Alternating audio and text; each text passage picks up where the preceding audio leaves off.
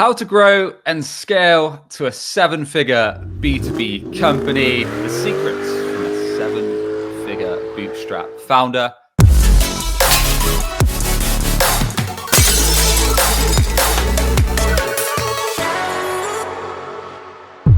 Welcome back to a fresh episode of BreakingB2B.com. I'm your host, Sam Dunning. And if you haven't yet, why not join thousands of legends enjoying my weekday newsletter for unusual B2B marketing strategies, experiments, SEO case studies, and fresh podcast updates? Head over to BreakingB2B.com and hit that newsletter tab. So, join me today. I've got Rich Evans. Rich is an exited seven-figure agency bootstrap founder. He now coaches and consults with B2B founders and also invests into B2B entrepreneurs. Rich, welcome to the show, sir. How are we, mate? I'm very well, Sam. Love the enthusiasm as well. So all good. Thanks for inviting us on, mate. No worries. Looking forward to the conversation. We're going to be diving into topics including why so many bootstrap companies succeed, yet a big chunk fail. Is chasing funding the right way for service or tech-based companies? What makes a great founder and not so great founder, as well as common mistakes to avoid, key considerations as you scale to 5, 6, 7 figures and beyond, and how to maintain healthy profit margins, as I know you did with your last agency, Rich. So with that said, why is it that so many bootstrap companies fail? And so many B2B folks start businesses and yet fail to see them through or fail to get where they originally planned? Good question to start, mate. And I'm sure there's a lot of different reasons. And we were speaking before in terms of maybe some of the answers to some of these questions. All I can speak from is experience and what I've seen in the marketplace as well. So in terms of, look, bootstrapping a company's fucking tough, as we all know. Well, we all know who are bootstrapping a company. And why do so many fail? It's a good, juicy question to start with. So cheers for that. I think it depends how you look at failure and success. So we can look at failure in terms of out and out bankruptcy, or we can look at failure in terms of companies not getting where they originally envisaged to get to, I suppose. Potentially might not be failure. It might be a pivot in terms of what they realized that what they actually wanted. But I'd say the likelihood is that the majority probably don't know what they're getting themselves into initially.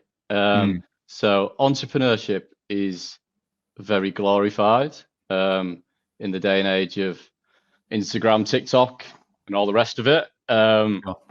It's sometimes made to look easy from a few people out there. So I think, look, it's really glorified, and it's not for everyone. Being a founder and being an entrepreneur is certainly not for everyone, in my opinion. However, I think a lot of people are sold the dream. And in answer to your question, I think there's a lot of surprises becoming a first-time founder. So a chap that I've supported recently, invested in, and helped out and consulted with, I remember him saying to me, "Rich, you told me this was going to be hard, but you didn't tell me I literally had to be like a full-on athlete to survive, to get the stuff done." So I think it comes a little bit of a shock to a lot of people, particularly when you're starting solo, you're bootstrapping, and then all of a sudden, look, a lot of us have got kids at home, the rest of life's pressures and all the rest of it, where we might have the information and the playbooks and everything else, like in terms of how to grow a business nowadays, like a lot of the information's there, some of it good, some of it not so good. However, it's implementing it and doing it consistently, and that can take its fucking toll, not just from inside the business, but also outside the business as well. So I'd take a stab at that question and answer it with probably looking after personal performance and understanding that it's going to be fucking tough, and you're going to have to turn up. You're going to take a lot of rejection. You're going to have to face a lot of setbacks. And look, a lot of people start a business when they've been working in maybe a sales environment, so they're used to a certain level of rejection and building up resilience and all the rest of it. But it's a different game when you've got kids to feed and mortgages to pay, and also you kind of own ego to look after as well. Like we all start, I'm going to grow this business. I'm doing this. It's going to be fucking amazing, and everything else. And then the reality kicks in, and there's a hell of a lot at stake, isn't there? So I think sometimes it's a bit of a staying game as well. The other big thing that I'd say as well is I don't think I've ever started a business, Sam, where it looks anything like I originally planned it to look like. And a lot of people focus on creating a huge business plan at the start that's really fixed, and this is exactly how we're going to do it in year 1, and year 2 is going to look like this, and year 3 is going to look like this, which is crazy. Like, it's crazy that a lot of people ask for that. A lot of investors look for that level of detail and all that type of stuff. But I genuinely believe, look, we can have a vision, we can have an idea, we can take things to the market, but we ultimately know what the product is going to look like more once we've taken it to the market and everyone's told us no and what they actually want. So I believe people who are, I suppose, rigid initially tend to struggle, and sometimes can be rigid for too long and don't listen to the market, don't take that market feedback, and then pivot along the way. So I suppose a couple of things there that probably don't come as a surprise. But certainly if I'm working with someone who's starting out, and if I'm putting money in as well, they're probably the two places that I would prepare them for. Like, be prepared for the journey, buckle up. And if this scares you in a negative way, then we should maybe rethinking this. And number 2, be prepared to change a lot, experiment in your approach, experiment your own product, your own service offering, and all the rest of it. And I think if you're willing to run as many experiments as possible, then you can have the best chance of succeeding, essentially. I've seen that through building businesses myself, but also people who I support, the ones who are willing to do that more tend to get further ahead and quicker as well. So quite a long-winded answer to your question, but it's a really good question, Sam. So appreciate you starting with a good thinking one as well, mate. Yeah, so in short, it's nice and easy. It's fucking hard, and you've got to be an athlete or get out. Yeah. But love that analogy, by the way. Yeah, but a mental athlete, like it's seriously got to be like a mental athlete in this game, and whatever that means to you as well. So a lot of that I talk about is you've kind of got to build your own, what I used to describe it as, like, to staff and the rest of it, like your own mental toolbox, and that's different for everyone. Like, for some people it might be walking the dog, for others it might be jumping in ice baths at 4 o'clock in the morning that everyone pitches on LinkedIn and all the rest of it. And I think it's each to their own and what works for you. But Ian Dowie was onto something. Bounce back ability I think is one of the number 1 traits that you can have in a founder, in an entrepreneur, because you're going to get knocked down. So the ability to keep bouncing back, I think, is probably the number 1 trait, I'd say. Yeah, can relate massively to a lot of that stuff, and definitely want to dive into experiments. I think you and I have got a very similar mindset on that. In fact, we recently released an episode on Breaking B2B 2 or 3 weeks back on 7 or 8 of the experiments that I've ran so far, 7 months into the company. So perhaps we can jam on that in a sec, and your mindset and what you encourage folks to do in the B2B space on that front. But yeah, I really like that athlete mentality example. And you're exactly right. I mean, just before we hit record, I was telling you that we had a few clients I thought I was going to sign last week. I was on a proper downer Friday, came back in Monday, had 3 book calls, so I was on an upper. So it really is a roller coaster. And like you say, if you can't take that mindset of you will have great days, you'll have absolutely terrible days and worse, And at the same time, if you can't be, especially from a bootstrap, I can't speak from a funded mindset, but from a bootstrap mindset, you have to be able to change and adapt, think on your feet, and understand that it's never going to go how you planned. Very, very rarely will things go, whether you're running an agency, a SaaS business, whatever it is. There's going to be obstacles and stuff that you don't expect to come in, cash flow issues and more. So yeah, I love that. Love that. With that said, is there anything else? You touched on a few points, but for folks that perhaps some B2B marketers or aspiring founders tuning in, is there anything else they should prep for to know if they're ready to take the leap? I think a lot can be said about seriously having a look in the mirror and asking yourself that. I mean, in terms of starting up on your own, is asking yourself those deep questions, because, and also looking firstly at your own personal goals. So it's okay to say, look, I want to build a business. I want to build a real business. I want to hit 7 figures plus. I want staff. I want X, Y, and Z, and all the rest of it. Which a lot of people, if I still have a conversation with them and I'm talking to them about the business goals, will say all that typical stuff. But then if you start digging into the personal goals and what they want out of the personal life, which is fundamentally why we should all be doing it as well. That's where we should be starting. They just don't align. They don't align at all. And I think it's easy to think, right, I'm going to start a business, and then completely go with your eyes closed. And a lot of people will make it work, and also maybe go at a pace where it's like, okay, well, I've got some work in, so now I need to hire. Now I've hired, I need to get some more work in. Okay, now we need to hire again. Now we need to get some more work in, and literally just go blindfolded in that direction. And that's not right for everyone either.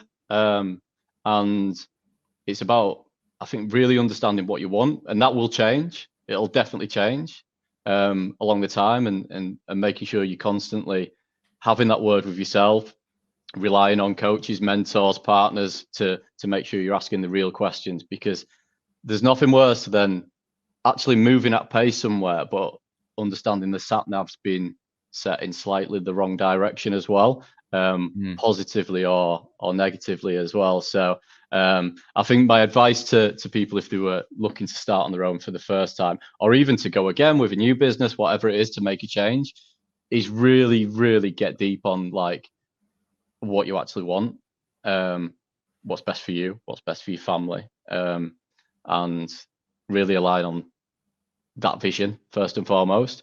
Because what's the point in fucking building something if it's not in the direction you want it to go, and it's not fulfilling you as well, financially, personally, and all the rest of it. Are you of the mindset that if anyone wants to start a B2B company, so a lot of folks give the advice that it should be perhaps something similar to what you're doing already. So maybe you take on some freelance clients on the side, or what I did in my case was probably a prime example. I did some consulting on the side and eventually grew that into a business. Like, I was a part owner in my last agency. That didn't work out for various reasons. Started up Breaking B2B 7 months ago at the time of recording. But before that, I was doing kind of some consulting and stuff like that, building up some cash reserves, and then eventually fired up this organization. Is that the smart move, or is there other routes that you should take?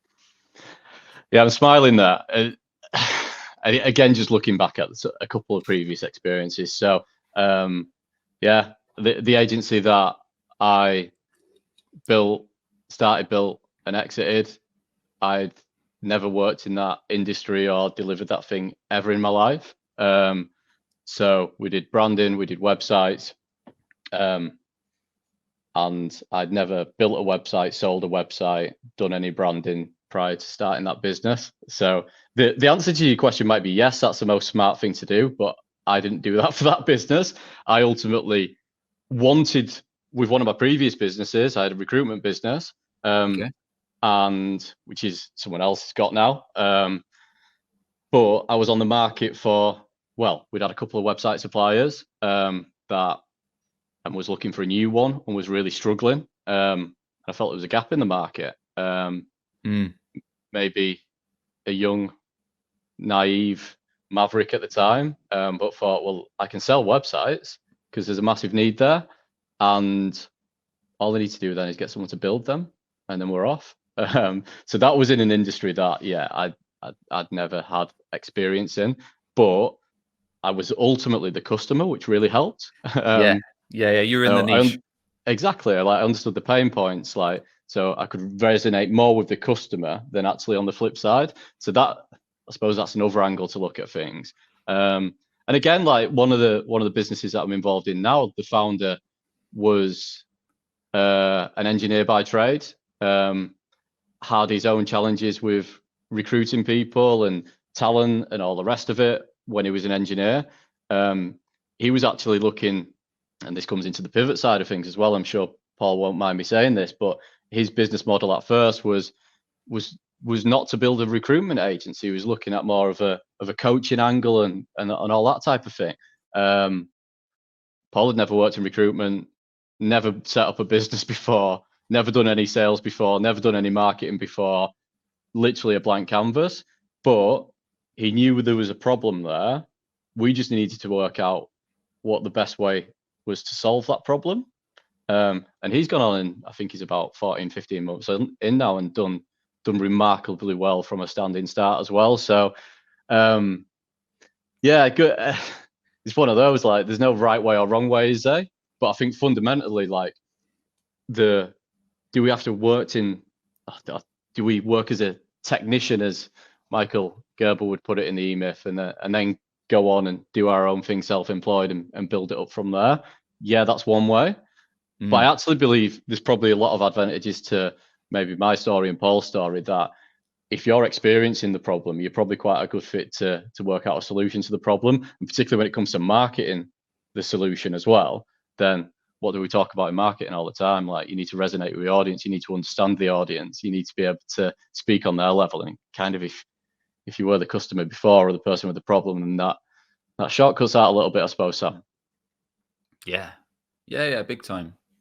I mean, like you say, if you know the industry already, and you've hands-on experienced the frustration yourself, and if you're almost building a painkiller to that with your solution, it's like this has got to be worth a try, because I've experienced it, and I've spoken to others that are experiencing it. Like, this offer needs to be out there, so why not test it?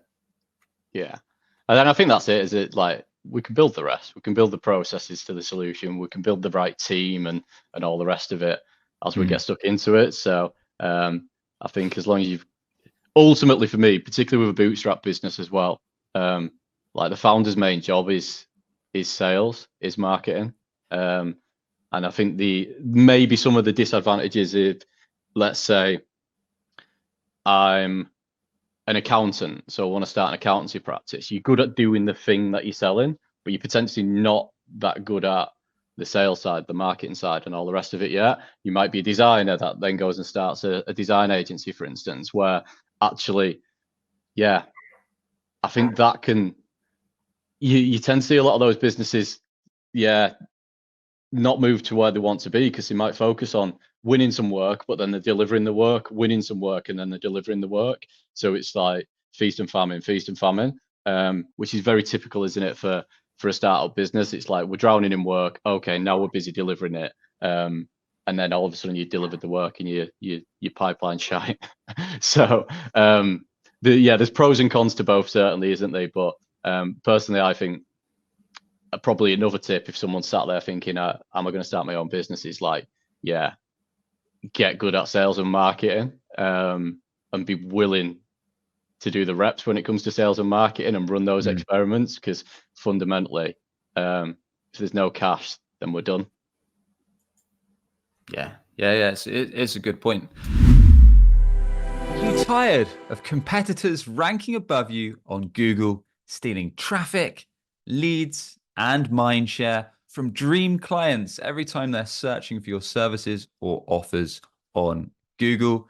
At Breaking B2B, we fix that with our unusual approach to SEO, content marketing, and websites. We craft B2B SEO strategies and websites for revenue, not vanity. Head over to breakingb2b.com to check our results, pricing, or to book a call with me.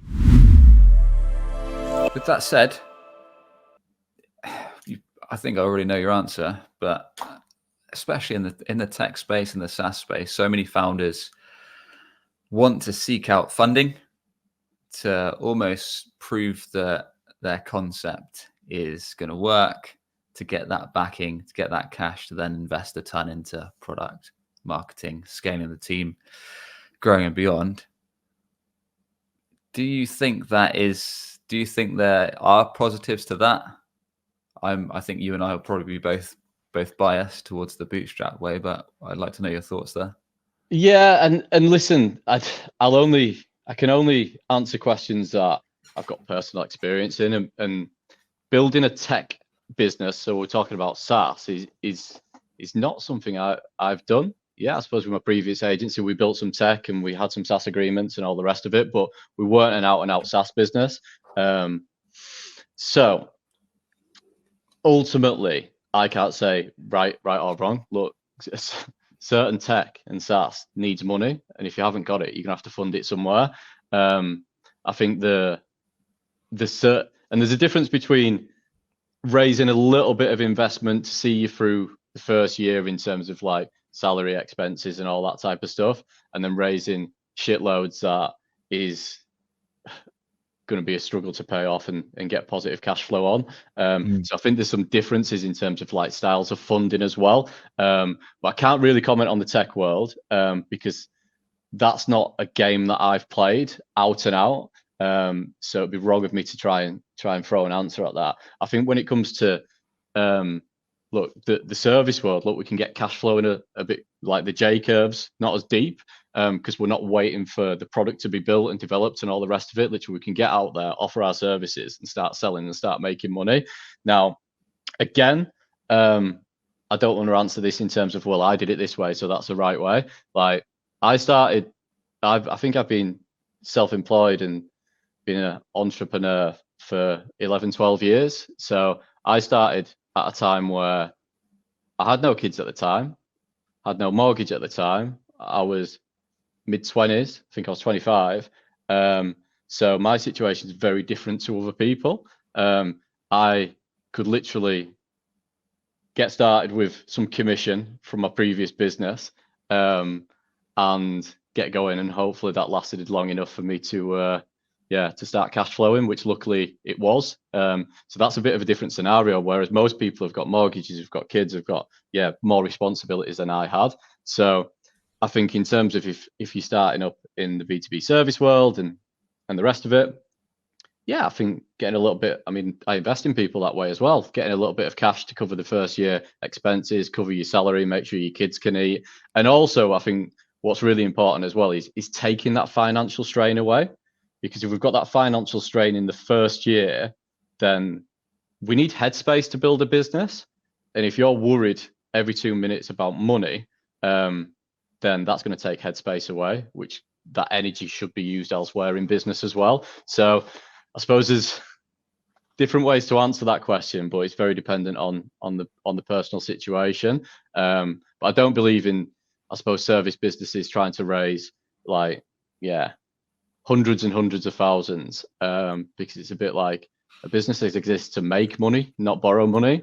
And if you're not cash flowing within 6 to 12 months in a service business, then you're probably in the wrong game, I'd say. Yeah. Do you think some founders are not cut out to sell, but can still grow a business and on a bootstrap basis? Yeah, another good question. I think it's a massive advantage if you can sell. And I'm not saying it can't be done the other way around. However, you're going to have to sell something, particularly if you're bootstrapped and you're on your own. So you might not be amazing at sales and marketing, but we're going to have to sell something so we can afford for someone else to do it, to outsource it, to get someone else in. So personally, I think it's a massive challenge unless you're willing to get stuck into that side of things. And I don't believe in the like, I don't think people are natural at sales and marketing and the rest of it. I think it can all be learned, and we can all get better. So It's not one of those, yeah, you might not like it as much as the next person, but it can certainly be learned. It certainly can. This, for anyone that's not a long time listener or viewer of this podcast, when I started it over 4 years ago now, before we fine-tuned it and niched down to B2B marketing, initially, I first interviewed entrepreneurs, but sales leaders. So I interviewed a bunch of sales leaders like John Barrows, Benjamin Dennehy, the UK's most hated sales trainer, Jeb Blunt, literally some Anthony Iannarino, literally some of the most well-known sales writers and practitioners, selfishly, so I could learn what they do. I literally asked them exactly what I wanted to know, what was going on with me at the time, because at the time I was selling for a B2B service-based agency. What better way to do it than straight from the people? I mean, you don't have to do what I did. You could just watch episodes on it, or watch podcasts, or listen to audiobooks, or read books. But I suppose the main takeaway is find out the people that have actually been where you want to go, and then listen to what they have to say, or read what they have to say, and then try it for yourself. And what you'll find, I imagine you're similar to this, Rich, is that some of it will work really well for you. Others just completely won't.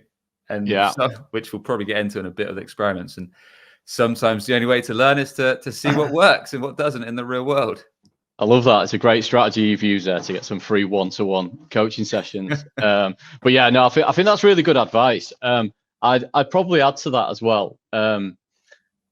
Look, coaches, mentors, getting around people has really helped me on my journey, and I certainly don't think I'd progressed and potentially got where I needed to be without certain people around me. Now, I do think there's a key to it as well. I think a lot of people will take advice from people that might be a million miles ahead of them. So you've got your big influences, your gurus, your billionaires, do you know what I mean? Like the people who have a personal brand of like 50 million people and all the rest of it. Look, yeah, some of their advice might be good, but it's a little bit different for them, isn't it? Like, yeah, fair. It's all right taking sales and marketing advice from someone who's got 50 million followers or whatever. And also, it's a case of, I always believe like people should maybe be just a couple of steps ahead of you. That's all. And also that they've got a couple of steps ahead of you fairly recently as well. So again, like if people have, I don't know, like made most of their progress in the 80s and 90s or whatever, like some of that's not going to be relevant in today's age, in the different world that we live in. So again, not completely off the shelf advice. People make their own decisions and the rest of it, but I've always got the most benefit of getting around and paying for support and getting mentors and getting that from people who were a couple of steps ahead of me. And it's we talked about experiments earlier, Sam, and that's all it is. Like, all we're doing is experiments, and if we can get around people who've run those experiments, then we can skip a few, which is great. Big time. I suppose the kicker behind this is that you've got to have that mindset that you want to improve, whether that is mindset wise, whether it is selling wise, whether it is marketing wise, whether there's another aspect of your business. You've got to put your ego to one side completely and think, yes, I'm shit at this, or yes, I'm okay at this. I need to start improving this. So I'm going to seek out or speak to people or join a network or whatever that action is that you can take. Like, I'm going to take practical steps to improve this. Yeah. And a lot of that is just saying that I'm not great at it. I need to improve. Yeah. I think it works on two ways as well, mate. Actually, that's a really good point. We've all been there as well at different stages of our journey.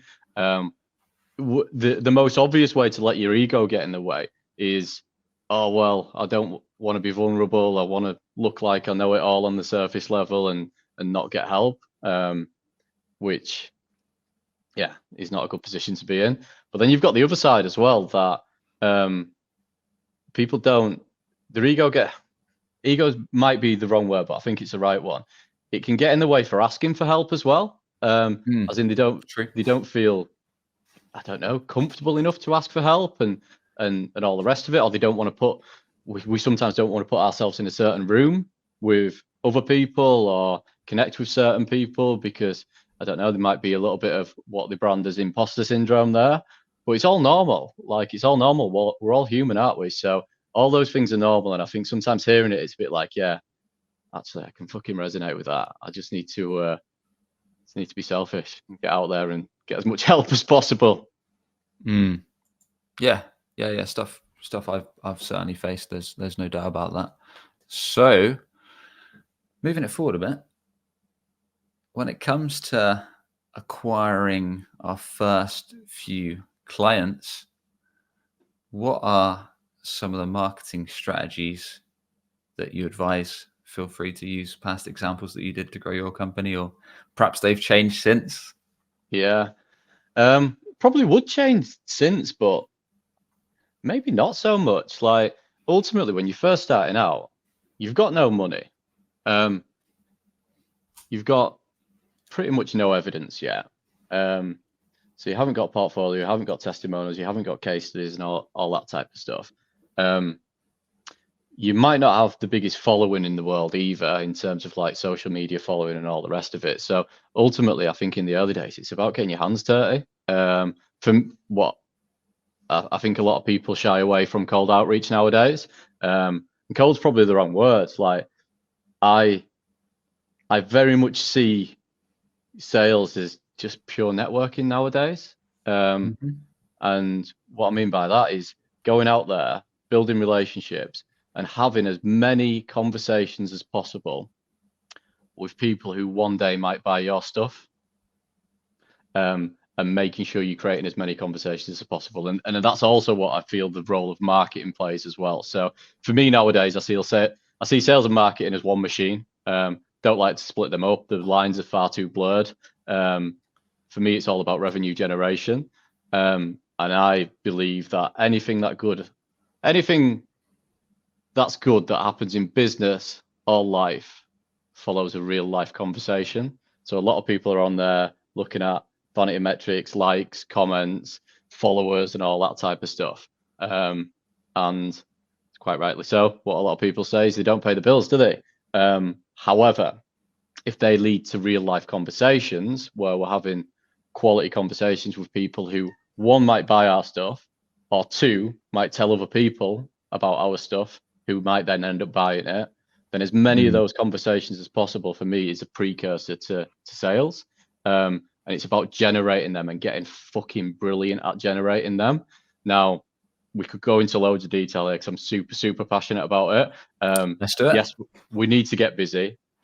We need to get stuck into that. And I think there's certain ways where people go wrong with that type of strategy, and end up repelling the market a little bit as well. But yeah, there you go. There's a long answer again to a short question. But how I've done it in the past is ultimately that, like, getting around people, speaking to people within your target market and building relationships with them. One of my biggest customers initially at my old agency, not one of the biggest customers, but one of my first decent deals, was about to sign with two of the market leaders at the time who had loads of evidence and all the rest of it. And thankfully, they chose us. But they chose us because we built a relationship and obviously built up a level of trust there rather than having that evidence. And when that evidence comes, everything else gets a lot easier along the way, but you need to earn it first, don't you? Let's dive into that. Tactically speaking, for someone that's thinking, okay, I get the high level overview. I need to build relationships with like folks that perhaps fit my ideal client profile. So I don't know, as an example for breaking B2B, that might be marketing directors at B2B tech or SaaS companies, or demand gen directors as an example. But if someone tuning in, I don't know, runs a different style firm, maybe they sell accounting services, like you say, to B2B companies, or maybe they sell a different type of software to tech leaders, whatever. Yeah. From a standpoint, like how do you recommend folks go about starting to build those relationships? Like, what does that look like? Yeah, fine. I think I do work with people building sales and marketing plans, and I typically don't offer one prescription. And the reason why, I see it a little bit like being a PT. So there's more than one way to skin the cat, and most tactics work if effectively done.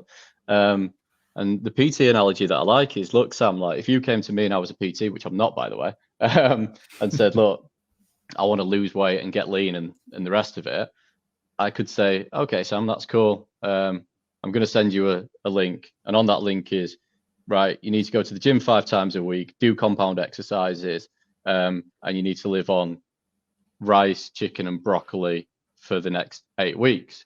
Would that work? Yeah. But it wouldn't work for very long, because you'd be like, fucking Probably hate last a broccoli. day with me, I expect. Exactly.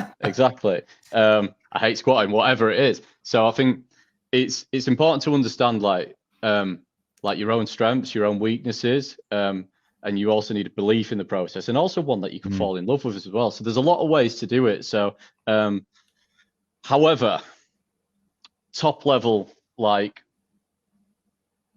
principles just don't change, do they? Like buyer psychology doesn't change.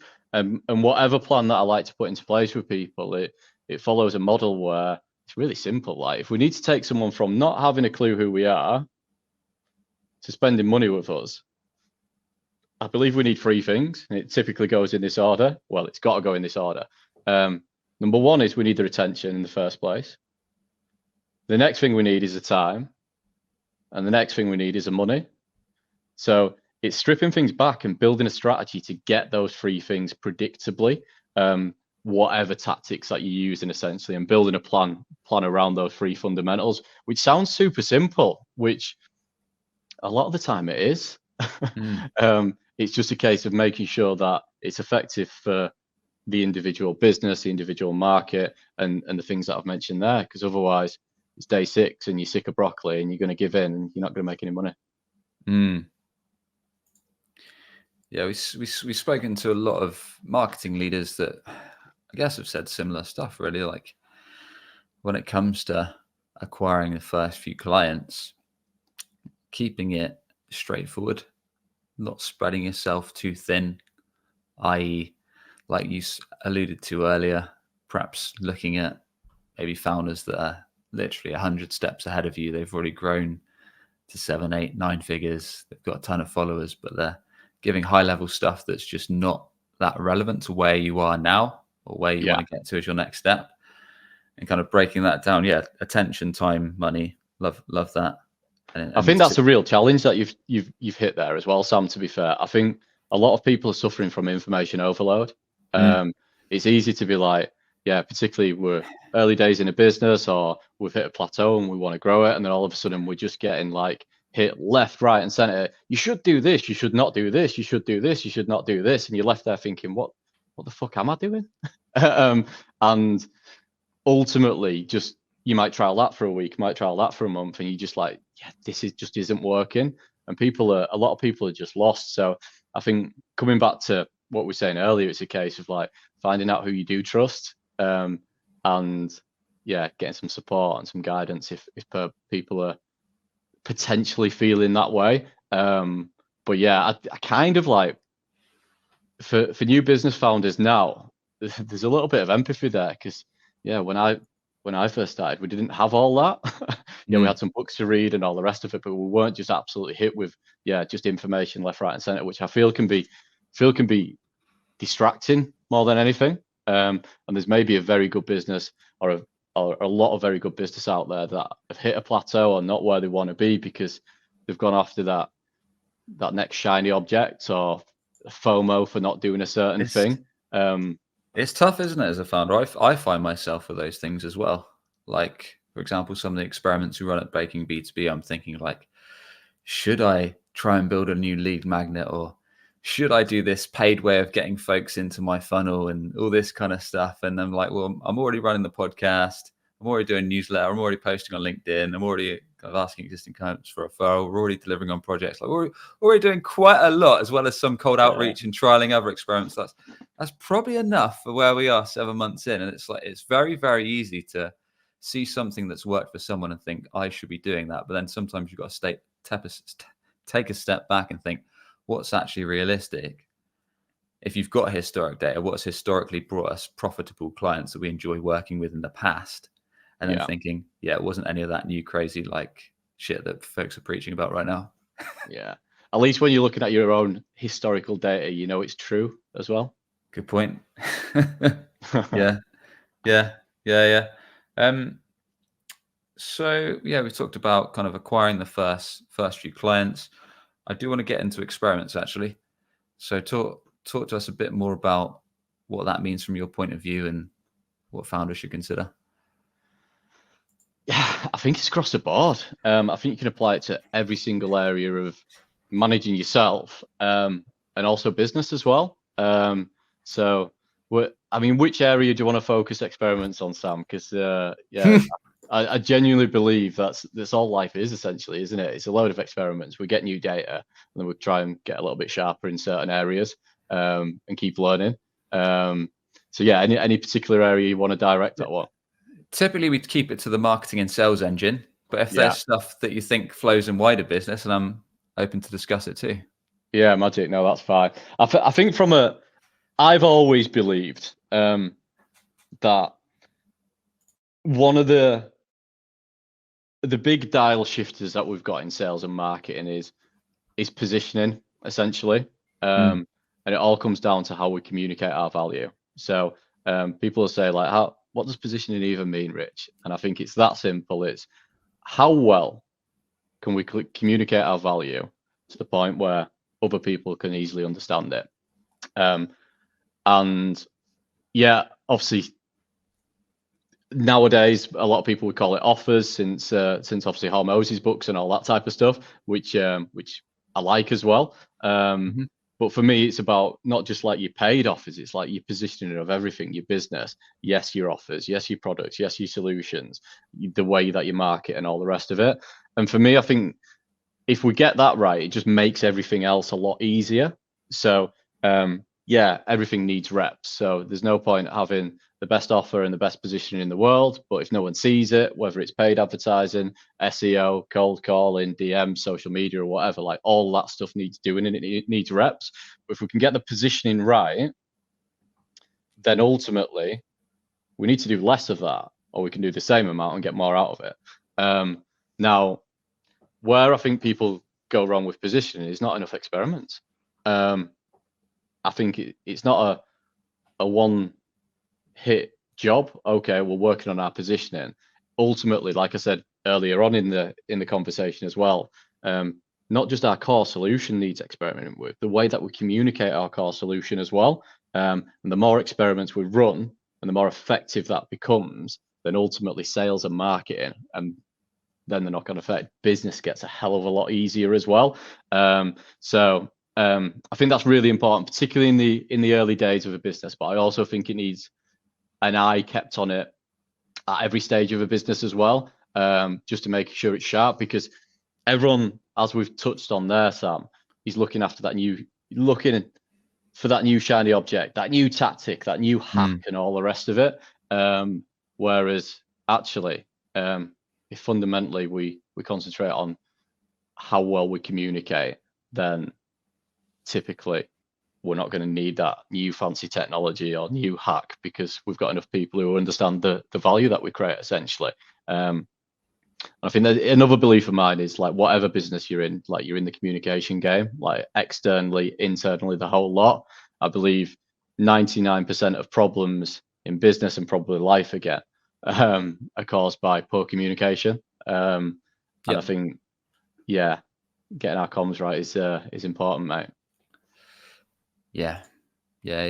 Messaging and positioning, it's big. We've had specialists on the show talk about it at length, and I do agree that certainly, like we talked about early on in this episode, like tying everything back from a marketing standpoint to problems, as like you said, that's why you started your recruitment agency, because you faced this problem in your case with recruitment-based websites. So you thought you'd fix that with the offer that you provided, and being able to clearly and succinctly understand like the top 2, top 3 expensive, like bleeding neck frustrations that your dream clients face on a regular basis, that are not just like minor issues, but are like super painful for them, super annoying, super expensive, costing them big time, whether that's churn, whether that's headcount, whether that's direct revenue. and knowing those folks that actually have cash to invest in your offer, and then being able to clearly, in a one-liner or so, explain exactly what that problem is, the impact of it, and like the root cause, and then being able to position your offer as that solution. I think a lot of founders could benefit. I think a lot of marketers, founders, sellers could benefit from that exercise. I often refer to a book called Gap Selling by Keenan, because he brings up a thing called a problem identification chart. So good. Just listing out like the top 3 problems that your most profitable, kind of enjoyable clients that you work with, kind of what did they come to you to fix? What was the impact of not fixing it, and what was the original thing that caused it? And then being able to layer that into a message that clearly shows kind of how you fix it, or the impact of not fixing it, is like super good for ads, cold outreach, and communication, sales calls, all sorts across the Content, board. marketing, the whole lot. Like the first thing, like if I'm working with someone, whether it's consultant or however I'm working with them, if they've got a problem with sales, the first thing I do is an exercise that I've called the 25-25 exercise. Okay. And it'll be a case of, right, who's your customer? Who exactly are they? And then what we're going to do is we're going to sit there and we're going to outline 25 problems they're facing right now. And then we're going to outline 25 symptoms of those problems. And it's a fucking challenge. Like, it's a real challenge. And if you put someone on the spot on that, it's like we might get to 1 or 2 in each area, but very, very surface level. But it's a tough exercise, and most people won't do it, and they won't do it because you don't get instant gratification from it. It's a boring exercise. It's not like, oh, I'm going to sit and do this, and all of a sudden we're going to get all the dopamine hits in the world. And I advise people to do it, and some people still don't. But for me, like, looking at the customer, because that's all that matters, and then understanding their world, not just from a surface level, what they're feeling, what they're thinking, what's keeping them up at night, but then looking at the symptoms of that. And a lot of people are thought, yeah, I'm struggling with social media content, I'm struggling what to write, I'm struggling how to market that. But do that exercise and give it some real time and thought, and also keep it as a dynamic document, because again, if we're speaking to customers all the time, we should be adding to that list and refining that list. And ultimately, I think that's the gold dust of a business. Like, get that, we can build everything else. Yeah. Fundamentally, it's so useful. It impacts, like you say, almost all aspects of the business. So yeah, good stuff. Let's talk about maintaining healthy profits, because I was looking at your business from your LinkedIn page earlier, actually, and I think you said it was about 40% profit margin that you maintained up until exit for the we maintained that, right? 35% profit margin, and I think, how do you do that? You'd be an absolutely tight Yorkshireman. But yeah, I think it's easy to get ahead of yourself, isn't it? Once you start earning some revenue and start spending money on things that ultimately aren't needed, whether that's all of a sudden getting flash cars or fancy holidays and all the rest of it. It's really easy to get ahead of yourself. So obviously that's really, really basic advice. But also in terms of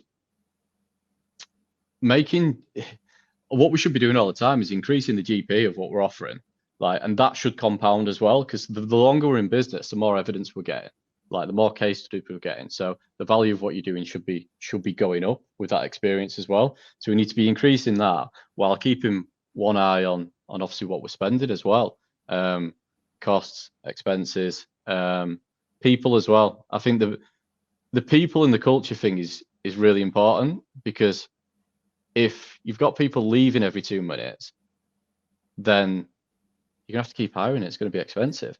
And the other thing is, like, if you're not keeping your people happy in a lot of other ways apart from money, then you kind of only USP to get the right people on board is paying more than the next company, and that's going to be costly as well. So yeah, I'm not a finance director. It's all pretty simple and basic stuff, but yeah, it's again easy to get carried away, isn't it? Once you start making some revenues. Yeah, sound and straightforward advice in terms of as you scale.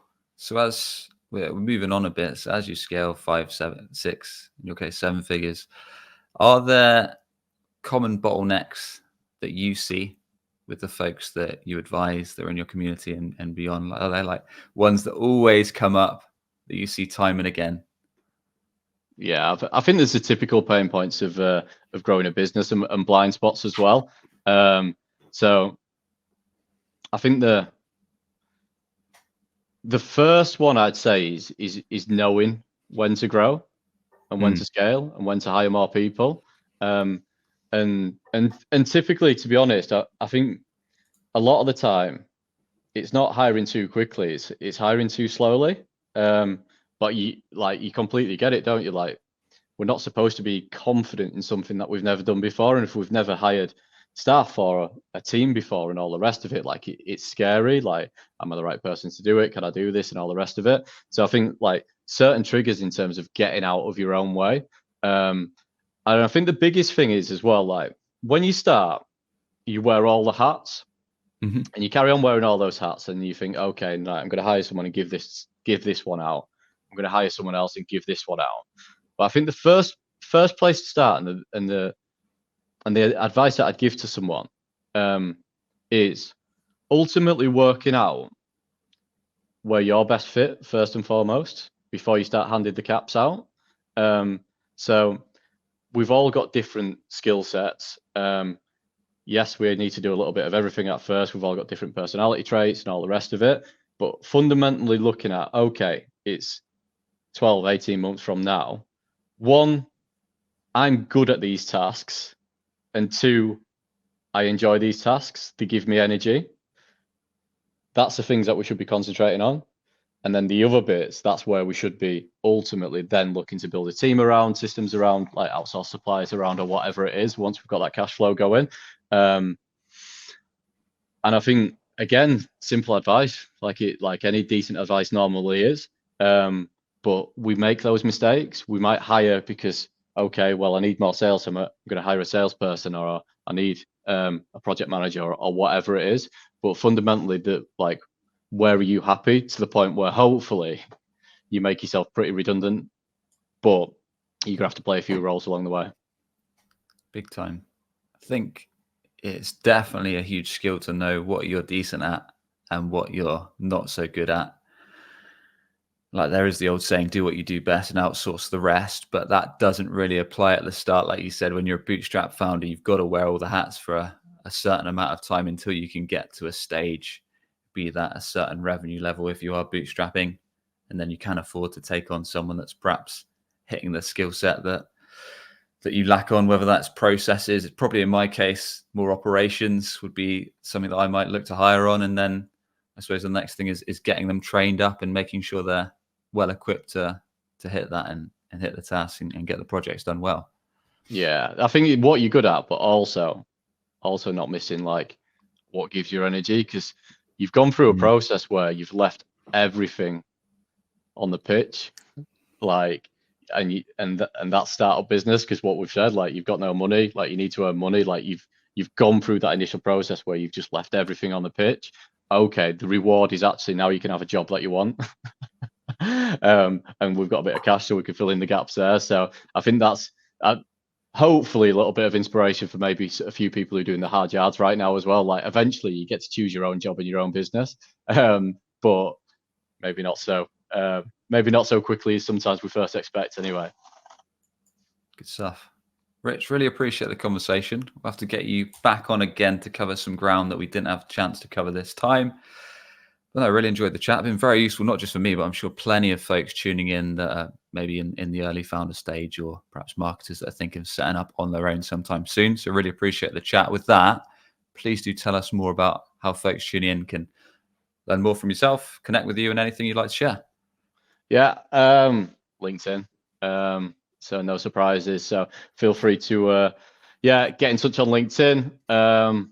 That's about it, Sam. Like, really enjoyed it. Appreciate you having me on, mate. Always enjoy these type of things. So hopefully it's been valuable for you and your audience, and look forward to catching up again soon, mate. Yeah, definitely. We'll put links to Rich's LinkedIn and his community below. And as always, if you did enjoy today's episode, why not join the newsletter that goes with the show for more unusual B2B marketing ideas, SEO case studies, experiments, and practical tips over at breakingb2b.com, and hit the newsletter tab. With that, I want to thank you for tuning in. Catch you on the next one for more no BS B2B marketing tips to grow your business and grow revenue. Catch you soon.